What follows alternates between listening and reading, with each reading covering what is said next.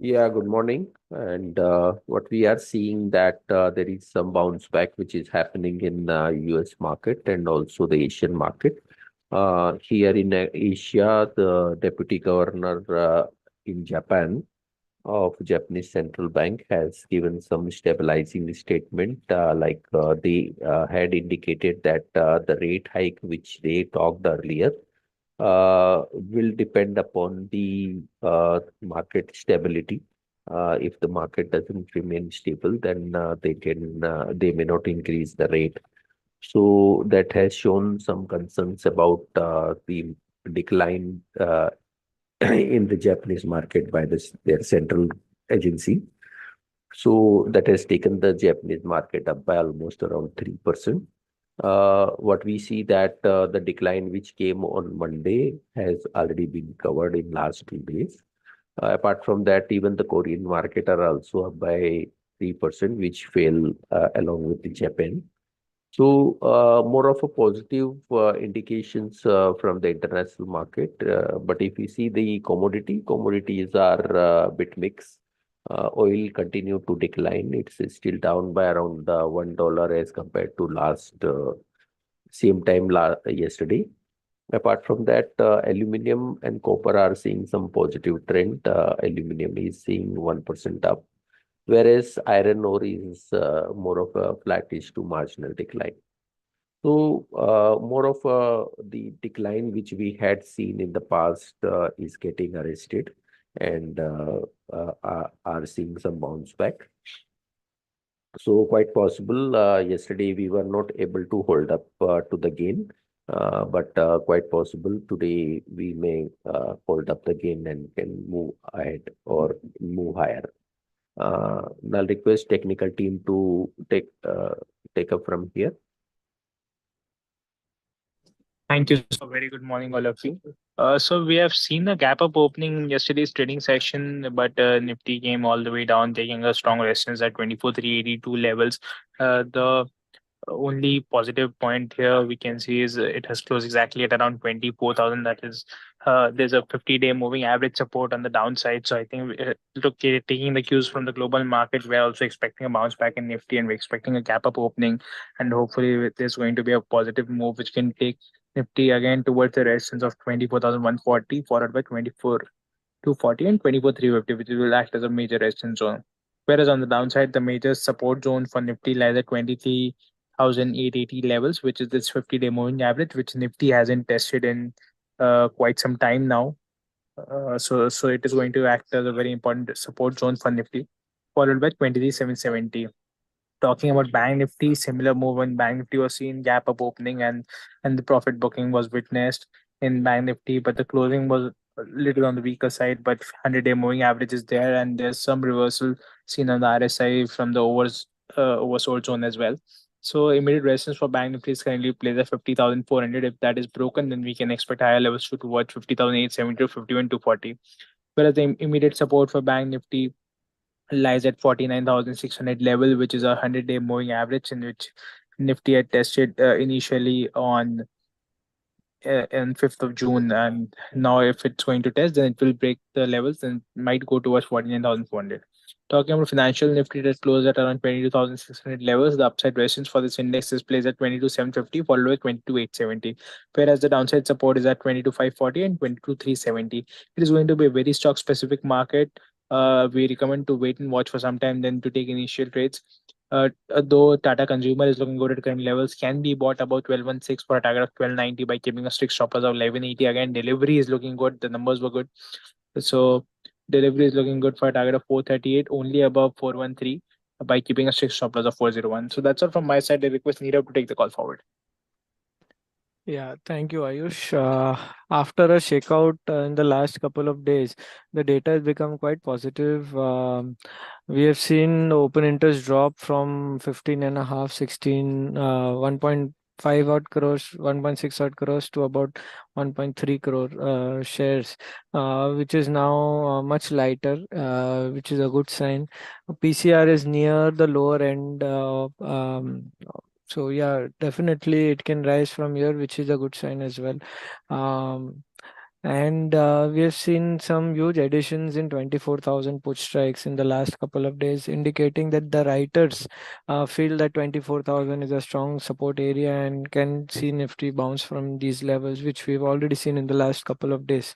So yeah, all in all, the data is positive. Only real problem might be the VIX, but after a huge move on the upside up to the 20 levels, this VIX has cooled off yesterday, and it is likely to cool off further today.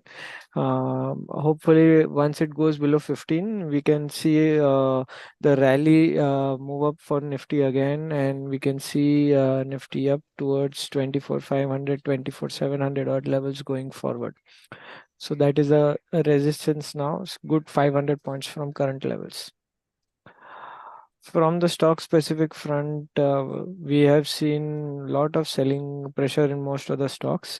We are likely to see some buying today in some of the banking names, especially the PSUs, where we had seen early signs of short covering, but again, shorts had returned in the last couple of days. We might see short covering action again going forward. So banks can do well going forward. So look out for the same. Um, Also, the defensive stocks did well. They will continue to do well. The likes of pharma and FMCG sectors where good buying was seen will continue to see good buying. Godrej CP, Hindustan Unilever can do pretty well going forward from the FMCG names, and in pharma, Divi's Lab and Lupin can do very well. Both of these stocks have shown good signs of longs being created in the last 2-3 expiries. So overall, we can see good buying going to happen in these stocks. Yeah. So that's it from my side. I'd like to ask the fundamental team to take over, please. Good morning. On the result side, NCC result was above expectation. Revenue was up 23% year on year. EBITDA margin was stable at 9.3% on quarter basis. However, last year it was 9.9%. Profit increased by 24% year on year, with more focus of central government and state government of Andhra Pradesh, on infra development projects. NCC will be beneficiary of this, so we are positive on the company. Power Finance Corporation result is in line with expectation. Outstanding loans declined by 1% sequentially, but were up 10% year on year. This is the lowest YOY growth that we have seen in the last 6 quarters for PFC. NII and profits were flattish sequentially and grew by 24% year on year. Asset quality was stable. In comparison to REC's loan growth of 17%, we think PFC's growth is slightly lower than that. And also in terms of aggression of management, we think REC can give slightly better returns than PFC. So one can consider switching from PFC to REC. On the whole, even PFC is decent and one can continue to hold. Fusion Microfinance result is below expectation due to deterioration in asset quality. Operating result was decent. However, GNPA increased from 2.9% in March to 5.5%. Thus, credit cost increased to 11% versus normal run rate of 3.5% that we have seen in last many quarters. Company witnessed higher impact in multiple states of Tamil Nadu, Rajasthan, Odisha, Jharkhand, MP. What we are hearing from other MFIs, and this is what even Fusion management said, that many customers are over leveraged, and they have taken loans from 4 to 5 different MFIs. So that is resulting in them not being able to pay to some of the MFIs, and default rates have gone up. So this is an industry-wide phenomena, and Fusion seems to have suffered more than other MFIs. So one can stay away from the company and exit if anybody is already invested. PB Fintech result is marginally below expectation. Revenue grew by 52% year on year and was above expectation. However, EBITDA loss was at negative 39 crores versus expectation of a profit of 11 crores. Profit after tax came at 19 crore against expectation of 43 crores. Last year it delivered a loss of 11 crores. So from a long-term perspective, we remain positive on PB Fintech. Thank you. Good morning. PI Industries Limited posted the results yesterday, and the results were ahead of expectations. Revenue grew by 8% on a YY basis. There was mainly the growth observed in exports. It has observed 4% growth in agrochemical exports, which was driven by volumes. And it has also observed the growth in the new products, which stood at 24%. Domestic revenues were subdued mainly due to delayed sowing and erratic spread of monsoon. PI's biological products is also driving the growth, where the revenue has increased by 39%. The pharma segment contributed exports revenue of rupees 25 crore. There was a decline due to supply deferment of a few products. Overall, the margins were improved mainly on account of favorable product mix and the operating leverage. The EBITDA margin stood at 28.3% versus the expectation of 26%. One can accumulate as the stock is trading at a PE of 34 times to FY26 EPS, and our outlook remains positive with a long-term perspective. Bajaj Electricals Limited result was marginally above expectations. Revenue grew by 3.9% on a YY basis. It was lower than expected growth due to it was lower than expectations of the consensus due to lower than expected growth in the consumer products. Also, fans and Morphe has witnessed a good growth, but this was offset by degrowth in the kitchen and appliances segment. EBITDA margin reported at 6.5% versus the expectation of 5.4%. This was largely due to higher than expected margin improvement in the lighting segment. We are near-term negative on the stock due to moderated demand for consumer products and kitchen appliances, which may erode the prices in the near term. Also, it has higher exposure to the non-premium products. The stock is trading at a PE of 47 times to FY25 EPS. There are a couple of more results where we will provide the outlook post their con call. Chambal Fertilizers and Chemicals Limited result was above expectations. Revenue degrew by 12% on a YY basis. However, it is above expectations. It has seen the higher revenue and higher volumes in the urea segment. PNK Fertilizers has seen lower revenue due to lower volumes in DAP, and CPC and specialty nutrient segment continued to see the robust growth in top line and margins. EBITDA margin reported at 15.2% versus the expectation of 13.1%. The stock is trading at a PE of 13 times to FY25 EPS. Solar Industries India Limited posted the results, and results has improved. Revenue grew flat at around 1% on a YY basis. Company's EBITDA margin has improved at 26.5% versus 19.2% in the last year, same quarter. In the press release, the management has highlighted that domestic volumes for explosives grew by 16%, which is in line with the annual guidance of FY25. And the defense revenue stands at rupees 204 crore. Registered the growth of 34%. Annual revenue guidance of defense stands at rupees 1,500 crore. In addition to this, it intends to expand its presence in the international markets with an acquisition of Problast BS Limited, a South African company. The stock is trading at a PE of 63 times to FY26 EPS. Blue Star Limited posted the result above expectations. Revenue grew by 29% on a YY basis. EBITDA margin reported at 8.3% versus the expectation of 7.5%. The stock is trading at a PE of 57 times to FY25 EPS. Thank you. Hello everyone, good morning. TVS Motor result is in line with expectations.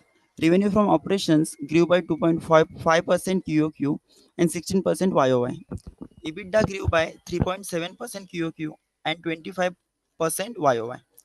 EBITDA margin and PAT is in line with expectations.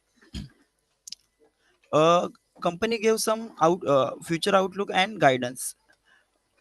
The two-wheeler outlook for Q2 remains optimistic, with expectations of robust growth driven by the improved rural economy and infrastructure investment. The company anticipates two-wheeler growth of over 10% in this year.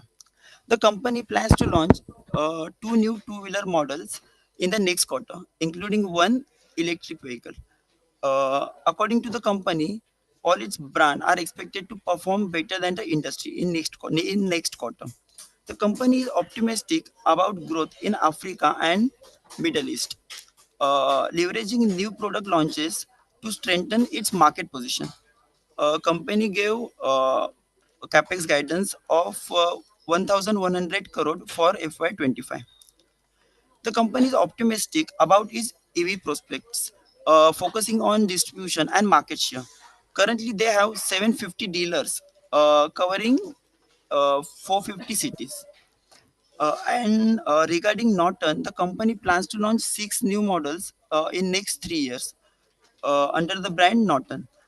Uh, uh, uh, they aim to make Norton more affordable. The company has invested 1,200 crores in Norton. So the outlook for TVS Motor is positive. Thank you.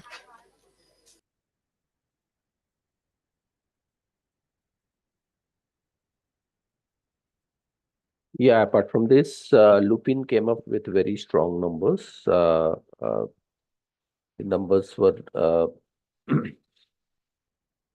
company has seen good improvement in margin. Margin came in. Yeah, the revenue were higher than expected. The expectation was of 5,200. Against that, 5,600 revenue came. Whereas the gross margin remained more of a stable, but because of higher leverage, the EBITDA margin has shown good improvement. EBITDA margin came in at around 24% versus expectation of 20%, and last quarter around 20%. So strong set of numbers from Lupin, though valuations are also a bit expensive at around 36 times FY28 earnings. Then Vedanta had a result, and results were more of in line, but uh, uh, the outlook for the company continued to remain positive because of the multiple projects of expansion and backward integrations in aluminum, which is the largest contributor of EBITDA. Apart from zinc, is likely to get backward integrated with own captive bauxite mine, and they are also expanding the capacity of alumina. So the backward integration will be fully after both these things, and which is likely to happen in the next 12 to 24 months. Zinc also company is expanding its capacity. Aluminum also company is expanding its capacity in Balco, which is also likely to come up. And apart from that, company is doing a lot of multiple projects for oil and gas, which the production is consistently declined, and they expect that the next quarter the production decline will arrest and will be stable from there on, and will try to increase the production in the coming period. Iron ore and also is likely to see some improvement. Companies also very gung-ho on their international operations, that is Zinc International and also Konkola coal mine, Konkola copper mine. So there also they expect a lot of value can be created. And the demerger process is also on track, and they had already filed to file or got all the approval from lender and exchange, and now they have filed the case with the NCLT. And now it can take around 8 to 9 months here. Apart from that, Q2 result can be a bit subdued, mainly because of corrections in the aluminum and copper and zinc prices, and also oil prices, and also alumina, which is the raw material which up till now they are buying from the local market or importing from international market, had seen price up, and that has not corrected. So the impact of that higher prices will be coming in second quarter. So second quarter likely to be bit subdued. But overall, for the long term, outlook is positive, so can be accumulated on any decline. Then Gland Pharma result was quite low, subdued, mainly on account of one of the company which they acquired in Europe, that is Clinics. Clinics, which has reported subdued performance and likely to continue to report subdued performance for at least next 1 or 2 quarter. Gland Pharma is renovating that plant, and that renovation is likely to hit in the Q2. And thereafter, maybe in Q3, quite possible that the revival can start. Gland Pharma, their existing business performance, base business performance continue to remain strong, and had shown good improvement and likely to further do improvement in the coming quarter. So any good corrections from here can be a positive for to accumulate this stock also. Then Protein e-Governance came up with the number day before yesterday, and yesterday they had a call. The results were subdued and seen decline, and the stock has seen a lot of run up in the recent past. But what we see that there are a lot of multiple trigger in the Protein for growth in coming period. In that the base business, that is PAN card and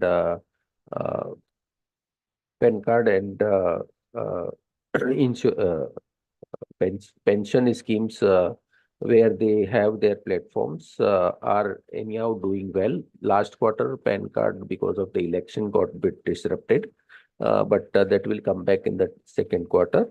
But apart from that, they had multiple more business like identification related 3-4 businesses.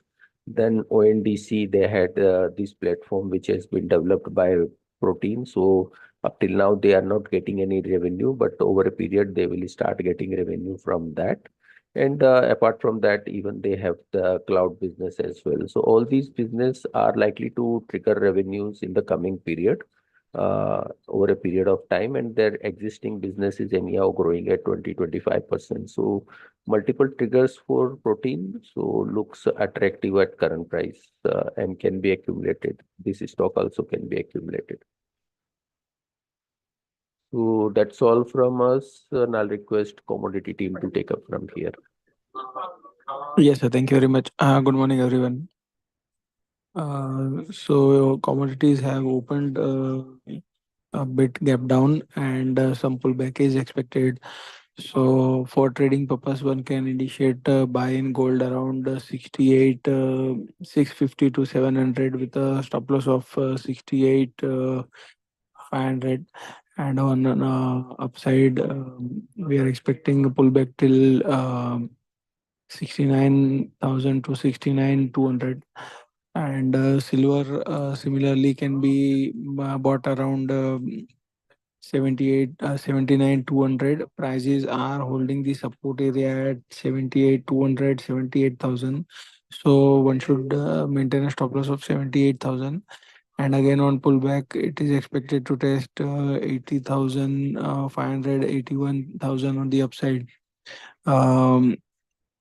In crude oil, we are expecting prices to hold the support area at 6130. So buying around 6130 is recommended with a stop loss of 60,000, 6050. And on upside, we are eyeing for 6250, 6300. And natural gas also looks positive. One should buy around 169, 168 and maintain a stop loss of 160. On upside, it can test to 180, 82. And in copper, prices had recovered yesterday, but today gap down opening. If prices are sustaining above 775, then one can buy with a stop loss of 769. Again, on upside, 785, 88 is the level where profit taking is advisable. Also, one can sell from 790 with a stop loss of 795. And aluminum though looks positive. Aluminum one can buy around 212 with a stop loss of 210. On upside, we are expecting 215. And zinc, there is a weakness below 248, so it might test 243, 242 on downside. So one can sell on rise around 248 with a stop loss of 250. That's it from us. Thank you very much.